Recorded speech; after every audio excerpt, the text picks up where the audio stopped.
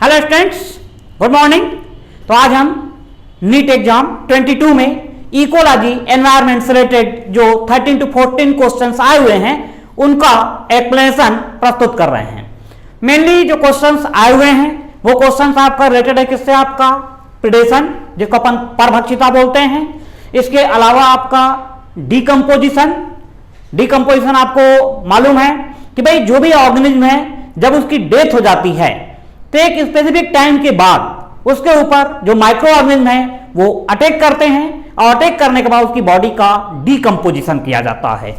Next आपका ये in situ conservation, biodiversity conservation की जब हम बात करते हैं तो बायोडायवर्सिटी कंजर्वेशन में हमारे पास in situ conservation means conservation in their natural places और दूसरा आपका एक्सिटू कंजर्वेशन मीन्स जो उनका नेचुरल प्लेस है उससे हट करके किसी अन्य स्थान पर यदि उसको कंजर्व किया जा रहा है या उसमें रिप्रोडक्शन को प्रमोट किया जा रहा है तो प्रोसेस कहलाती है आपका एक्सिटू कंजर्वेशन।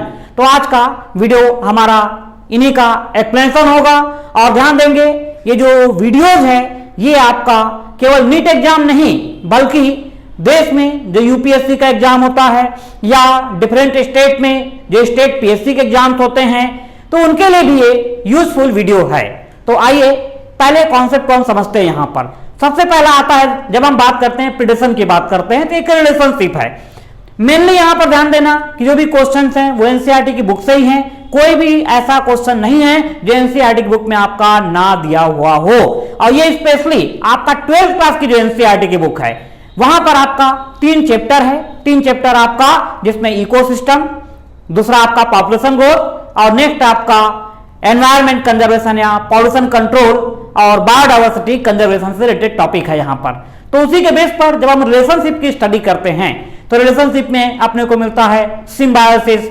सिम्बायोसिस मतलब यहाँ पर क्या होता है, दो ऑर्गेनिज्म के बीच में रिलेशनशिप होती है और जो सिम्बायोसिस होती है इसको हम 2 पार्ट में डिवाइड करते हैं, कॉमेंसलिज्म एंड म्यूचुअलिज्म। तो पूरा एनसीईआरटी की बुक में एक फ्लो चार्ट बना हुआ है, उस चार्ट को आप देखेंगे तो अपने आप आपको क्लियर हो जाएगा कि यदि हमारा रिलेशनशिप मतलब दो ऑर्गेनिज्म के बीच में रिलेशनशिप है और दोनों के यदि बेनिफिशियल है तो उसको अपन बोलते हैं प्लस प्लस रिलेशनशिप, मतलब ये कहलाता है आपका म्यूचुअलिज्म।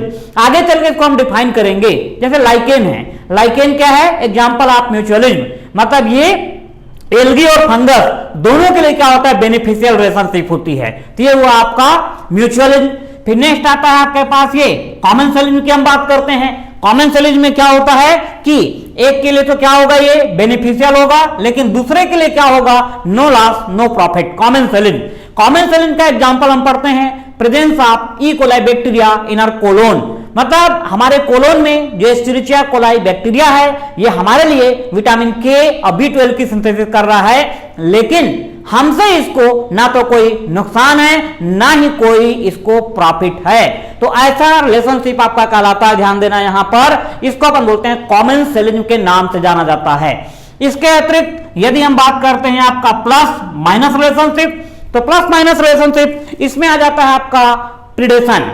प्रिडेशन मतलब परभक्षिता, कि भाई जैसे टाइगर है, टाइगर क्या कर रहा है, शिकार कर रहा है हिरण का, तो यहां पर जो टाइगर है, टाइगर क्या हो जाएगा कि इसके लिए बेनिफिशियल हुआ, ये प्रेडेटर कहलाएगा और जो डियर है वो क्या कहलाएगा, आपका प्रे, PREY प्रे।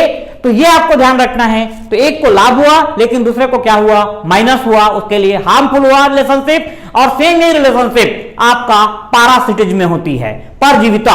तो यहां पर ध्यान देंगे जो पैरासिटिज्म है और प्रिडेशन दोनों का जो सिंबल है सेम यही है, क्योंकि यहां पर एक को लाभ हो रहा है और दूसरे को क्या हो रहा है, हानि हो रही है। लेकिन दोनों में बेसिक डिफरेंस ये है कि प्रिडेशन में जो प्रिडेटर है वो प्रे को मार करके एनर्जी गेन करता है या न्यूट्रिशन गेन करता है, लेकिन पैरासिटिज्म में जरूरी नहीं है कि वो उसको किल करे। भाई जैसे हम ये बोलते हैं कि डिफरेंट एनिमल होते हैं, उनके बॉडी में ब्लड सकिंग एनिमल होते हैं तो ब्लड को चूस रहे हैं लेकिन एनिमल को क्या है, किल नहीं कर रहे हैं। तो वहां पर इसको होस्ट और पैरासाइट टर्म यूज किया जाता है। तो यहां पर ध्यान देंगे कि जो पैरासिटिज्म है और प्रेडेटर जो रिलेशनशिप है ये सिमिलर सिंबल के द्वारा प्रदर्शित होती है, आपको ध्यान रखना है। इसके अतिरिक्त यदि हम बात करते हैं किसकी, यहां पर आपका ये रिलेशनशिप हम ले लेते हैं, ये जीरो और ये माइनस, जीरो और माइनस बोलने का मतलब क्या है, ये है एमेंसलिज्म। ये रिलेशनशिप कौन सी है आपका, एमएन सेलिज्म या इसी को एंटीबायोसिस के नाम से जाना जाता है। मतलब कुछ प्लांट्स या कुछ एनिमल जिस मीडियम में रहते हैं उस मीडियम में उनके द्वारा कुछ पॉइजनस केमिकल को रिलीज किया जाता है। ध्यान देना, मतलब कोई प्लांट्स है या कोई एनिमल है उसके द्वारा कुछ पॉइजनस केमिकल को अपने एनवायरमेंट में रिलीज किया जा रहा है। मतलब उसका उद्देश्य किसी को हानि पहुंचाना नहीं है, लेकिन उस मीडियम में उस पॉइजनस केमिकल के कारण दूसरे जो ऑर्गेनिज्म है वो ग्रोथ नहीं कर पाते हैं। मतलब दूसरे ऑर्गेनिज्म के लिए क्या है, ये हार्मफुल है, लेकिन उस पर्टिकुलर ऑर्गेनिज्म के लिए ना तो ये लाभदायक है ना ही हानिकारक है। तो ये रिलेशनशिप कहलाता है एमएन सेलिज्म के नाम से जाना जाता है।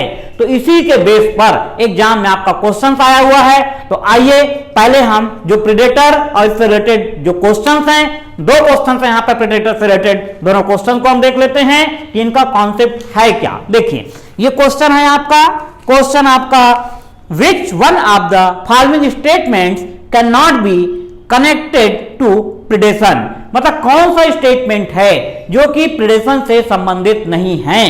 तो इसमें ध्यान देना कि जो तीन स्टेटमेंट दिए हुए हैं वो तीनों को मैं भी एक्सप्लेन कर दूंगा, लेकिन पहले आंसर को एक्सप्लेन कर दे रहा हूं।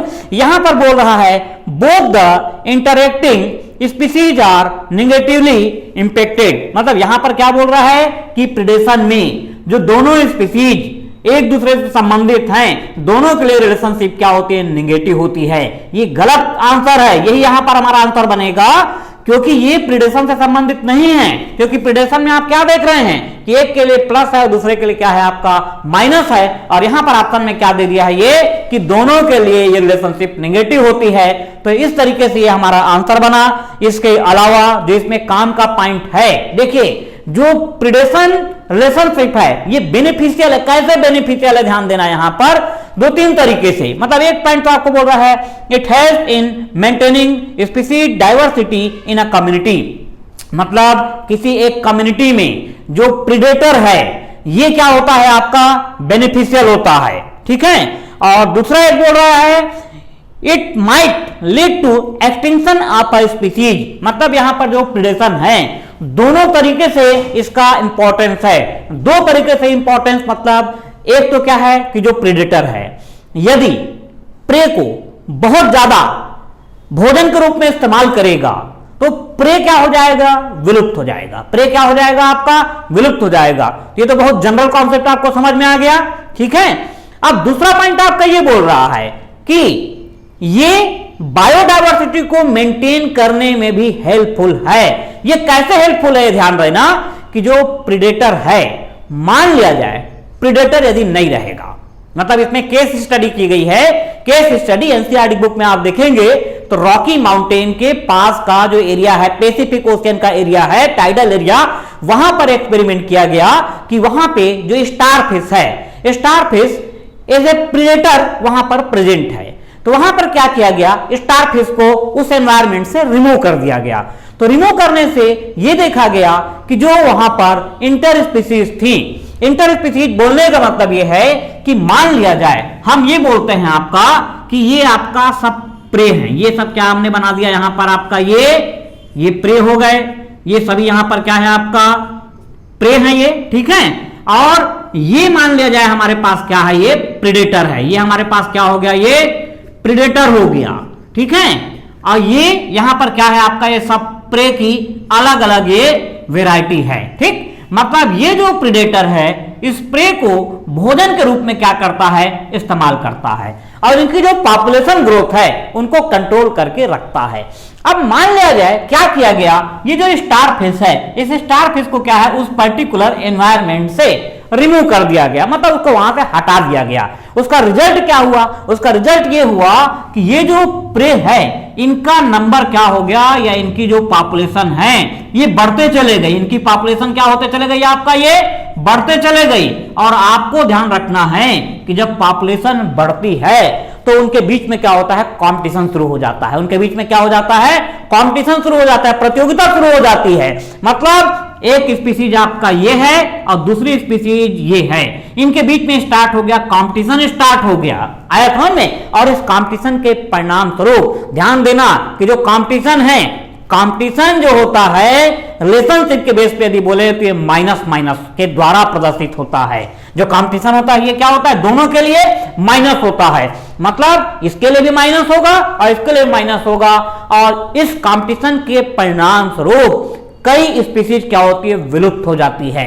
तो कुल मिलाकर के जो प्रेडेटर है ये दो तरीके से रोल प्ले कर रहा है कि प्रेडेटर की संख्या यदि अधिक है तो ये अधिक से अधिक प्रे को क्या कर जाएगा, ये as a food material use कर लेगा, तो उसके कारण इस स्पीसीज के एक्सटिंक्शन या विलुप्त होने का खतरा बढ़ जाएगा। पहला पॉइंट बिल्कुल सही है। और दूसरा क्या है, इसको बायोडायवर्सिटी को मेंटेन करने के लिए भी इसकी उपस्थिति जरूरी है, क्योंकि अभी मैंने आपको एक्सप्लेन किया यदि ये प्रेडेटर नहीं रहेगा तो इनकी संख्या बढ़ने लग जाएगी, और जब इनकी संख्या बढ़ने लग जाएगी तो इनके बीच में कॉम्पिटिशन होगा, और कॉम्पिटिशन में दोनों के लिए माइनस रिलेशनशिप होती है। ये माइनस माइनस कॉम्पिटिशन, मतलब इस कॉम्पिटिशन के कारण हो सकता है कि कोई स्पीसीज यहां पर क्या हो जाए, विलुप्त हो जाए। तो इस कॉन्सेप्ट के बेस पर बोला गया है कि ये बायोडायवर्सिटी को मेंटेन करने के लिए आवश्यक होता है। ठीक है, मतलब यही जो जब अपन ऑब्जेक्टिव बनाना शुरू करते हैं तो थोड़ा सा पॉइंट अपने आप में अलग टाइप का लगता है कि भाई एक पॉइंट क्या बोल रहा है कि जो प्रेडेटर है वो किसी स्पीसीज की विलुप्ति के लिए रिस्पॉन्सिबल होता है, बिल्कुल हमको समझ में आ जाता है। लेकिन दूसरा वाला जो पॉइंट बोला कि ये बायोडायवर्सिटी को मेंटेन करने के लिए आवश्यक है, तो यहां पर थोड़ा सा अपने को सोचना पड़ जाता है, या किसी ने एनसीईआरटी बुक को बहुत अच्छे तरीके से स्टडी किया है तो उसके लिए तो बहुत आसानी से इसका एक्सप्लेनेशन संभव है। ऐसी में एक ऑप्शन आपका बोल रहा है कि it is necessitated by nature to maintain the ecological balance। तो आपको ध्यान रखना है कि किसी इकोसिस्टम या इकोलॉजी में जितने भी बायोटिक एबायोटिक फैक्टर होते हैं उस इकोसिस्टम को मेंटेन करने के लिए उनकी उपस्थिति आवश्यक होती है। तो ये जो पहला वाला क्वेश्चन था ये तो हमारा कॉन्सेप्ट हो गया क्लियर। ऐसी प्रिडेशन से रिलेटेड ही एक क्वेश्चन आगे चल करके आपको और दिखाई देगा। तो आइए अब हमारा यहां पर नेक्स्ट क्वेश्चन में आ रहे हैं आपका इकोलॉजी से रिलेटेड। दूसरा आपका क्वेश्चन है यहां पर स्टेटमेंट से रिलेटेड है। स्टेटमेंट से रिलेटेड क्वेश्चन, पहला स्टेटमेंट बोल रहा है decomposition is a process in which the detritus is degraded into simpler substance by microbes. आपको मालूम है कि जो डीकंपोजिशन या जैविक अपघटन होता है तो इसमें जो डीकंपोजर होता है, डीकंपोजर मेनली सेप्रोफाइट्स होते हैं। डीकंपोजर मेनली कौन होता है आपका, सेप्रोफाइट होते हैं जो कि बैक्टीरिया या फंगस हो सकते हैं। और यदि जिनका इनके द्वारा डीकंपोजिशन किया जा रहा है वो क्या कहलाता है आपका, डेट्रिटस कहलाता है। वो क्या कहलाता है आपका, डेट्रिटस कहलाता है। तो जो डीकंपोजर होता है, डीकंपोजर जो होता है वो डेट्रिटस को सिंपलर मॉलिक्यूल में ब्रेक डाउन करके उसका डीकंपोजिशन करता है। लेकिन आपको ध्यान रखना है, दूसरा स्टेटमेंट बोल रहा है decomposition is faster if the detritus is rich in lignin and chitin. दूसरा स्टेटमेंट ये बोल रहा है कि यदि डेट्रिटस की बॉडी में काइटिन और लिग्निन यदि प्रेजेंट है तो उसका डीकंपोजिशन फास्ट हो जाएगा। ये गलत स्टेटमेंट है, क्योंकि जो लिग्निन है और जो आपका काइटिन है ये ऐसे केमिकल सब्सटेंस हैं जिनकी उपस्थिति के कारण डीकंपोजिशन की प्रोसेस जो होती है स्लो हो जाती है। मतलब यहां पर आपको ध्यान रखना है फर्स्ट स्टेटमेंट हमारा सही है लेकिन सेकंड स्टेटमेंट हमारा क्या है, रॉन्ग है। तो ये हमारा सेकंड क्वेश्चन हुआ इकोलॉजी एनवायरनमेंट से रिलेटेड, जिसमें कि फर्स्ट स्टेटमेंट कि भाई जो डीकंपोजर है ये डेट्रिटस को सिंपलर मॉलिक्यूल में ब्रेक डाउन कर रहा है, सही स्टेटमेंट है। लेकिन दूसरा स्टेटमेंट यहां पर क्या है आपका, रॉन्ग है। नेक्स्ट आ रहा है हम यहां पर आपका इकोलॉजी से रिलेटेड ये थर्ड क्वेश्चन आपका बोलता है habitat loss and fragmentation, over exploitation, alien species invasion and को एक्सटिंक्शन आर कॉजेस फॉर। मतलब ये आपका किससे संबंधित है कि भाई हैबिटेट लॉस हो रहा है, ओवर एक्सप्लॉइटेशन हो रहा है, एलियन स्पीसीज का आक्रमण हो रहा है, को एक्सटिंक्शन मतलब दो स्पीसीज साथ साथ विलुप्त हो रही हैं। तो ये किस घटना से संबंधित है, तो यहां पर आंसर क्या बना आपका, बायोडायवर्सिटी लॉस। एनसीईआरटी बुक में जाएंगे तो चारों पांचों पॉइंट यहां पर एक साथ आपको दिखाई देगा, बायोडायवर्सिटी लॉस। आइए इस बायोडायवर्सिटी लॉस को इस ऑब्जेक्टिव क्वेश्चन के अकॉर्डिंग मैं अब डिटेल कर रहा हूं। तो बायोडायवर्सिटी आपको अच्छे तरीके से मालूम है कि बायोडायवर्सिटी जितना ज्यादा होगी वो उस इकोसिस्टम की स्टेबिलिटी के लिए उतना क्या है, प्लस होगा, ये ध्यान रखना है। मतलब नॉर्मली हम पढ़ते हैं कि किसी भी इकोसिस्टम का जो स्थायित्व होता है उसकी बायोडायवर्सिटी पर डिपेंड करता है।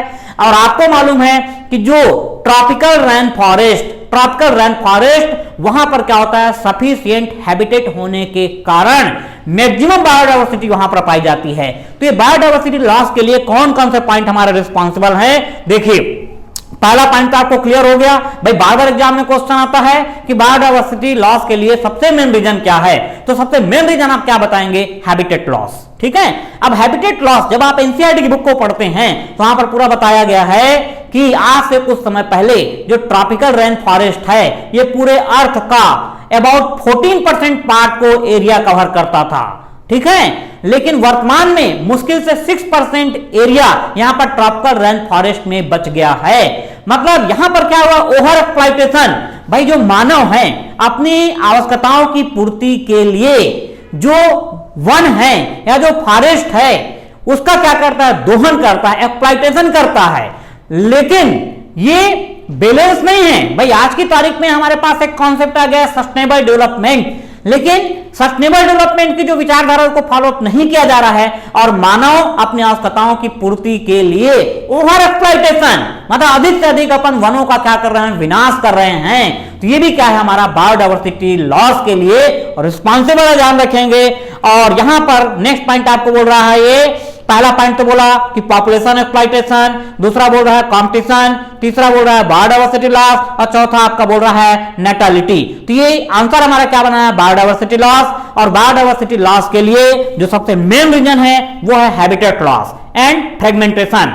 हैबिटेट लॉस एंड फ्रेगमेंटेशन बोलने का मतलब क्या है कि कोई एक बड़ा हैबिटेट है और मानव अपनी आवश्यकताओं की पूर्ति के लिए सेगमेंट में, मतलब कुछ एरिया को उसने अपना इस्तेमाल किया, वहां से एक्सप्लॉइटेशन किया, फिर क्या किया कि दूसरे एरिया में जाकर के उसी प्रोसेस को किया कि भाई नॉर्मली हम जैसे बोल देते हैं स्थानांतरित कृषि में क्या होता है कि एक पर्टिकुलर एरिया है, वहां पर मानव ने अपने उपभोग के लिए फसल उत्पादन किया, उसके बाद फिर किसी दूसरे स्थान पर चला गया। तो इस टाइप का जो लॉस किया जा रहा है उसको अपन क्या है, एज ए फ्रेगमेंट, मतलब एक बड़े एरिया में मानव के द्वारा अलग अलग समय पर अलग अलग स्थान पर जो वनों का विनाश किया जा रहा है, तो वो प्रोसेस क्या है, यहां पर हैबिटेट लॉस फ्रेगमेंटेशन के नाम से उसको समझ सकते हैं। ओवर एक्सप्लॉइटेशन भी आपको समझ में आ गया। एलियन स्पीसीज इन्वेशन, मतलब यहां पर ध्यान देना कि भाई एलियन स्पीसीज जो इन्वेशन है, एलियन स्पीसीज मतलब भाई जो बाहर से कोई स्पीसीज आ रही है। हम ये बोलते हैं कि भाई जैसे गाजर घास मतलब क्या हो गया, पार्थिनियम। तो ये पार्थिनियम क्या है, एलियन स्पीसीज है। आइकॉर्निया क्रेसिपिस जिसको अपन वाटर हाइजीन या जलकुंभी के नाम से जानते हैं, ये क्या है, एलियन स्पीसीज। तो ये एलियन स्पीसीज इंडिया में क्या करी है, बाहर से इंट्रोड्यूस करी है और यहां का जो पूरा एरिया है उसको ऑक्युपाई कर ले रही है, जिसके कारण यहां की जो इंडिजिनस स्पीसीज है, मतलब हमारे भारत देश की जो स्पीसीज है या किसी और देश की भी जो स्पीसीज है, तो वो एलियन स्पीसीज के कारण क्या हो रहा है कि उनका विनाश हो रहा है। तो ये हुआ एलियन स्पीसीज। और उसके बाद नेक्स्ट आपको पॉइंट यहां पर मिल रहा है को एक्सटिंक्शन और कॉजेस फॉर, मतलब कुल मिलाकर के अपने को यहां पर पॉइंट क्या बोल रहा है, एक बार फिर से देखिए, हैबिटेट लॉस एंड फ्रेगमेंटेशन। पहला पॉइंट समझ में आ गया, हैबिटेट लॉस एंड फ्रेगमेंटेशन। दूसरा point over exploitation. Third point आपका एलियन स्पीसीज इन्वेशन एंड को एक्सटिंक्शन और कॉजेस फॉर। तो ये किससे संबंधित है, सारी जो घटनाएं हैं। हमारा आंसर क्या होगा, बायोडायवर्सिटी लॉस। अब यहां पर देखिए habitat loss and fragmentation, over exploitation, alien species इन्वेशन, ये सब चीज मैंने एक्सप्लेन कर दिया। अब मैं एक्सप्लेन कर रहा हूं यहां पर को एक्सटिंक्शन और, ठीक है। तो को एक्सटिंक्शन क्या है, मतलब दो स्पीसीज है जो एक दूसरे के ऊपर सह अस्तित्व पर आधारित है और एक स्पीसीज यदि विलुप्त हो रही है तो दूसरी स्पीसीज भी विलुप्त हो जाएगी। तो यहां पर मैं एग्जांपल दे रहा हूं आपका, हालांकि एनसीईआरटी बुक में अलग एग्जांपल दिया है, लेकिन मैं आपको एक एग्जांपल सिंपल दे रहा हूं कि भाई जैसे आपने सुना होगा डोडो बर्ड ये कहां पाई जाती थी, आपका मॉरिशस में पाई जाती थी, लेकिन वर्तमान में ये विलुप्त हो चुकी है। ठीक है, अब अपने को ध्यान रखना है कि जो डोडो बर्ड है, डोडो बर्ड क्या है कि जैसे कोई भी हंटर आता था या कोई भी प्रेडेटर आता था तो वो डोडो बर्ड क्या है वहां से भागती नहीं थी, जिसका परिणाम क्या हुआ कि प्रेडेटर उसको मार मार के क्या हो गया, खा गया और ये स्पीशीज क्या हो गई, विलुप्त हो गई। लेकिन इस डोडो बर्ड के विलुप्त होने के कारण मॉरिशस में बहुत सारी जो प्लांट स्पीशीज हैं वो भी क्या हो गई, आपका एक्सटिंक्ट हो गई। कैसे एक्सटिंक्ट हो गई ये समझना कि भाई हम ये बोलते हैं कि भाई मान लिया जाए आपके पास क्या है, ये डोडो बर्ड है, ये क्या हो गई आपके पास, ये डोडो बर्ड हो गई ये, ठीक है। अब ये डोडो बर्ड आपका क्या करती थी, सिंपल समझने के लिए डोडो बर्ड हो गई ये, ठीक है, फ्लाइटलेस बर्ड थी ये, ठीक। अब यहां पर देखिए कि डोडो बर्ड क्या कर रही थी कि भाई जैसे मान लिया जाए ये प्लांट है आपके पास, ये क्या हो गया है कि प्लांट हो गया। इस प्लांट में क्या होगा आपका, ये इसका ये हो गया सीड, ये क्या हो गया इसका सीड। सीड के चारों तरफ क्या हो गया है, प्रोटेक्टिव, ये हो गया आपका सीड कोट, ये क्या हो गया आपका, ये सीड कोट हो गया, बीज कवच हो गया, ठीक है। अब यहां पर देखिए ये जो सीड कोट है इतना हार्ड है, कैसा सीड कोट है ये, हार्ड सीड कोट। तो हार्ड सीड कोट होने के कारण ये सीड यहां पे डायरेक्ट जर्मिनेशन नहीं कर सकता है, ये सीड क्या है, डायरेक्ट जर्मिनेशन यहां पर नहीं कर सकता हार्ड सीड कोट होने के कारण। तो ये जो सीड है इसको ये बर्ड क्या करती थी, as a food material use करती थी। अब ये जो यहां पर सीड है ये इसके बॉडी में पहुंच गया, ये हो गया, और ये इसका हार्ड सीड कोट, ठीक है।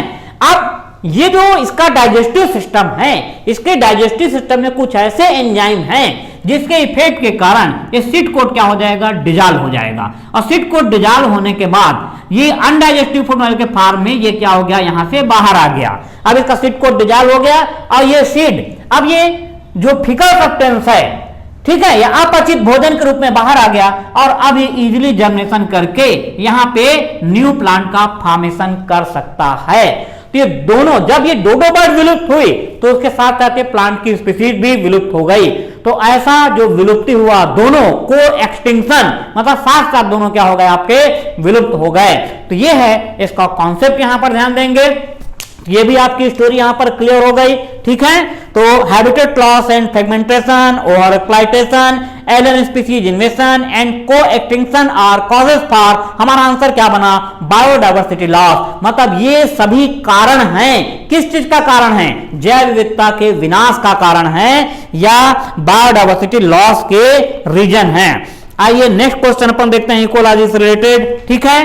The device which can remove particulate matter present in the exhaust from a thermal power plant is, आपने पढ़ा होगा कि थर्मल पावर प्लांट से जो एयर पॉल्यूशन होता है, मतलब छोटे छोटे डस्ट पार्टिकल्स निकलते हैं, तो उसको कंट्रोल करने के लिए थर्मल पावर स्टेशन में यूज किया जाता है ईएसपी। ईएसपी बोलने का मतलब क्या है, यहां पर ध्यान देंगे, आपका इलेक्ट्रोस्टैटिक प्रेसिपिटेटर। तो इस क्वेश्चन का आंसर क्या बना आपका कि भाई निम्नलिखित में से वह कौन सा यंत्र है जो ताप विद्युत संयंत्र के निर्वातक में उपस्थित कणकीय पदार्थों को निकाल सकता है। तो ये क्या हुआ आपका, इलेक्ट्रोस्टैटिक प्रेसिपिटेटर का नाम आपको यहां पर ध्यान रखना है, ठीक है। उसके बाद नेक्स्ट यहां पर आइए, आपका नेक्स्ट क्वेश्चन आपका है इकोलॉजी एनवायरनमेंट से संबंधित अगला क्वेश्चन, ये आ गया आपका, which of the following is not a method of ex situ conservation.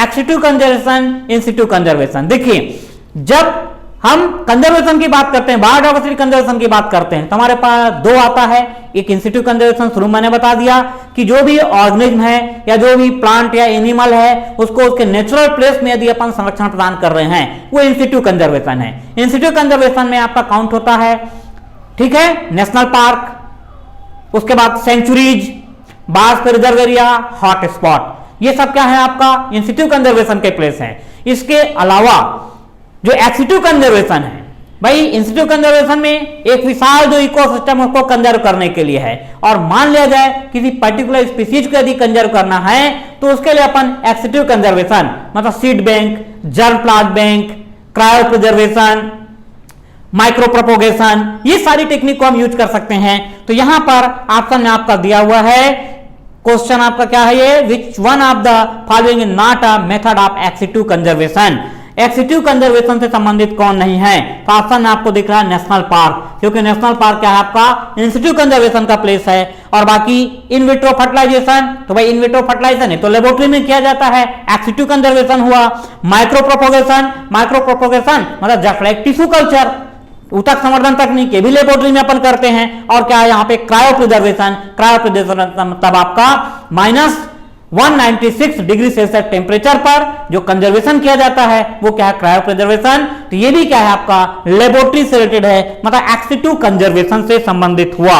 उसके बाद नेक्स्ट क्वेश्चन हम आ जाते हैं यहाँ पर आपका द इंटायर फ्लीट। हाँ, ये मतलब केस स्टडी से रिलेटेड क्वेश्चन है। केस स्टडी आप जैसे देखेंगे कि दिल्ली में सीएनजी, ठीक है, कंप्रेस्ड नेचुरल गैसेस, तो उसको बसों में इस्तेमाल किया जा रहा है, सीएनजी बस वहां पर चल रही है। तो एनसीईआरटी बुक में इसका केस स्टडी दिया हुआ है, उस पर आधारित क्वेश्चन है ये। तो क्वेश्चन क्या है आपका, देखिए the entire fleet of buses in Delhi were converted to CNG from diesel, मतलब डीजल से जो बस चलती थी उसको सीएनजी फॉर्म में कन्वर्ट कर दिया गया है। It refer to his which one of the following statement is false, और जो प्रोसेस की गई है कि डीजल बस को सीएनजी में कन्वर्ट कर दिया गया है, इससे रिलेटेड कौन सा स्टेटमेंट यहां पर गलत है। तो पहला स्टेटमेंट बोल रहा है CNG burns more efficiently than diesel, मतलब ये बोल रहा है कि जो सीएनजी है उसकी दक्षता डीजल के कंपैरिजन में अधिक है, 100% सही। नेक्स्ट आपका बोल रहा है it is cheaper than diesel, मतलब ये क्या है आपका डीजल के कंपैरिजन में सस्ता है, बिल्कुल 100% सही। और नेक्स्ट स्टेटमेंट है it can not be adulterated like diesel, मतलब जैसे डीजल में मिलावट की जाती है उस प्रकार से सीएनजी में मिलावट संभव नहीं। तीनों स्टेटमेंट सही है। और जो रॉन्ग स्टेटमेंट अपने को सेलेक्ट करना है तो रॉन्ग स्टेटमेंट हमारा आंसर होगा the same diesel engine is used in CNG buses making the cost of conversion low, मतलब ये बोल रहा है कि जो डीजल बस का इंजन था उसी को सीएनजी बस में यूज किया जा रहा है। तो यही रॉन्ग स्टेटमेंट है और यही हमारा क्या होगा, आंसर होगा, ये आपको ध्यान देना है। चलिए नेक्स्ट, इसके बाद हम देख रहे हैं यहाँ पे इकोलॉजी एनवायरनमेंट से रिलेटेड क्वेश्चन, ये एक्सप्लेन कर चुका हूं, वही है while explaining interspecific interaction of population, मतलब पॉपुलेशन के बीच में जब इंटर स्पेसिफिक रिलेशन होता है तो plus sign is assigned for beneficial interaction, minus sign is assigned for detrimental interaction and zero for neutral interaction. जो मैंने पहले एक्सप्लेन किया कि भाई बेनिफिशियल है तो प्लस साइन, हार्मफुल है माइनस, नो इफेक्ट तो जीरो। तो उसी के बेस पर आपका दिया हुआ है कि which of the following interaction can be assigned plus for one species and minus for another species involved in interaction।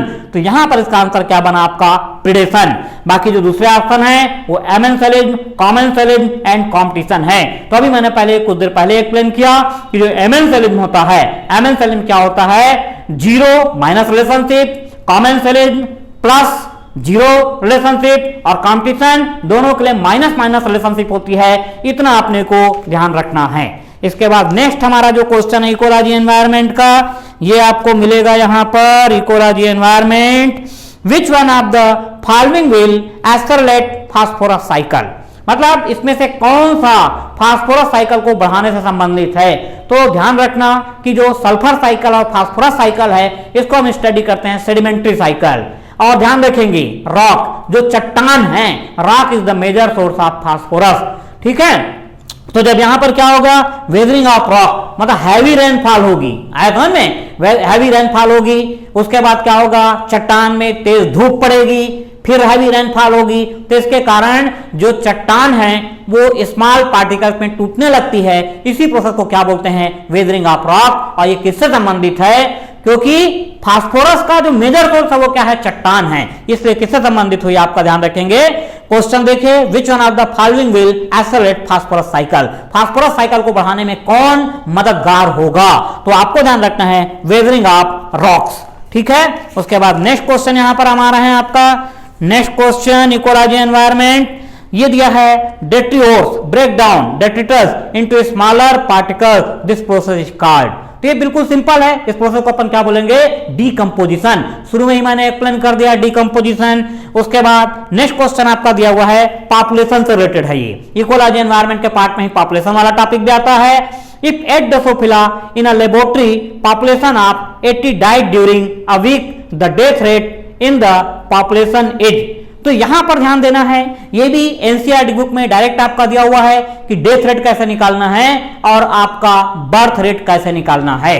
तो ये बोल रहा है कि एक लेबोरेटरी में कितनी ड्रोसोफिला थी, आपका एनसीईआरटी बुक में क्या किया है, एनसीईआरटी बुक में इसको फ्रूट फ्लाई लिखा है और यहां पे डायरेक्ट नाम लिख दिया है। तो आपको ध्यान रखना है ड्रोसोफिला क्या है, Drosophila is a type of fruit fly, आया में फल मक्खी है ये। तो ये बोल रहा है कि एक लेबोरेटरी में 80 ड्रोसोफिला थी, इस 80 ड्रोसोफिला में से एक सप्ताह के अंदर 8 ड्रोसोफिला की क्या हो गई, आपका डेथ हो गई। 8 ड्रोसोफिला की क्या हो गई, डेथ हो गई।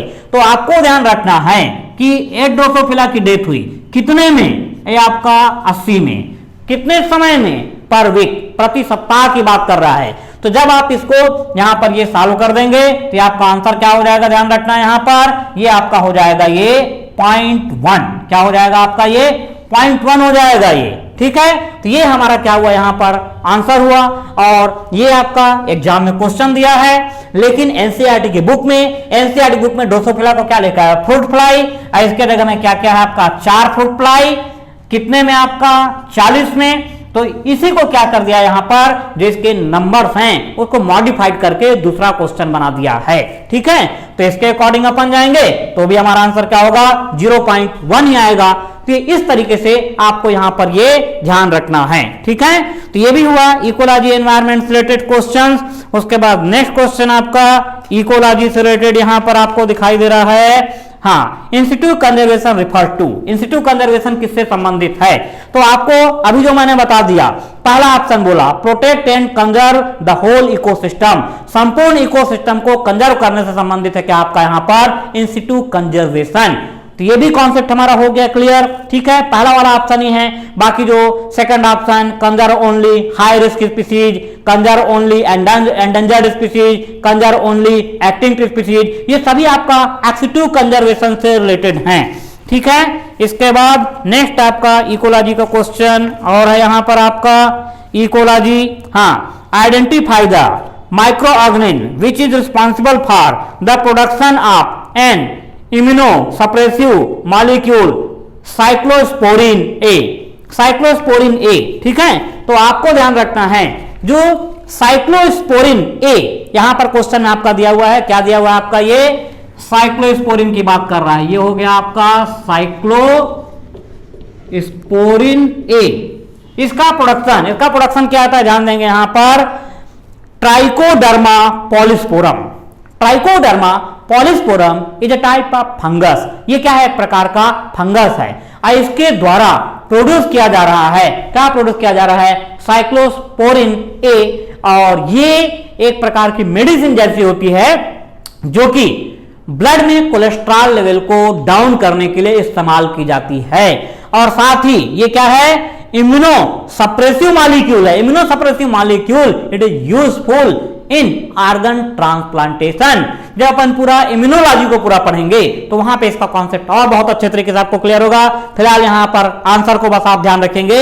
इसके बाद नेक्स्ट क्वेश्चन इकोलॉजी का आपका नेचुरल सिलेक्शन, ये आपका इससे संबंधित नहीं है, ये इवोल्यूशन से रिलेटेड है, इकोलॉजी का नहीं है। इकोलॉजी से रिलेटेड नेक्स्ट क्वेश्चन आपका ऑलमोस्ट ऐसा लग रहा है कि ये कवर हो चुका है, ठीक है। तो यहां पर एक क्वेश्चन आपको और मिलेगा, नहीं है, इकोलॉजी से रिलेटेड क्वेश्चन नहीं है। तो यहां पर जितने भी क्वेश्चन मैंने एक्सप्लेन किया ये सब इकोलॉजी से रिलेटेड थे।